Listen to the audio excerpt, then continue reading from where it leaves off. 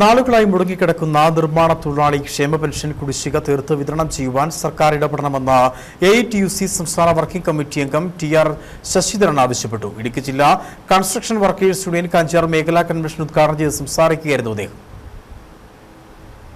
തൊഴിലാളികൾ അംശാദായ തുക അടച്ച് പെൻഷന് വേണ്ടി കാലങ്ങൾ കാത്തിരിക്കേണ്ട ഗതികേടിൽ ഏർപ്പെട്ടിരിക്കുകയാണ്. ക്ഷേമനിധി പെൻഷന് പുറമെ ക്ഷേമ പെൻഷൻ കൂടി ലഭിക്കുവാൻ അർഹത ഉണ്ടായിട്ടും ക്ഷേമ പെൻഷൻ 600 രൂപയും പിന്നീടത് 300 രൂപയാക്കി കുറവ് ചെയ്യുന്നത് പ്രതിഷേധാർഹമാണ്. ഈ സ്ഥിതി തുടർന്നാൽ പ്രത്യക്ഷ സമരപരിപാടികളുമായി തൊഴിലാളികൾ രംഗത്തിറക്കുമെന്ന് AITUC സംസ്ഥാന വർക്കിംഗ് കമ്മിറ്റി അംഗം TR ശശിധരൻ മുന്നറിയിപ്പ് നൽകി. തൊപ്പിപ്പാള വ്യാപാര ഭവനിൽ വെച്ചാണ് മേഖലാ സമ്മേളനം നടന്നത്. യൂണിയൻ മേഖലാ പ്രസിഡന്റ് ബിൽഫി മാത്യു അധ്യക്ഷത വഹിച്ച യോഗത്തിൽ യൂണിയൻ ജില്ലാ സെക്രട്ടറി രഘു കുന്നുംപുറം, മേഖലാ സെക്രട്ടറി വർഗീസ് മാത്യു തുടങ്ങിയവർ സംസാരിച്ചു. News bureau, Kattappana.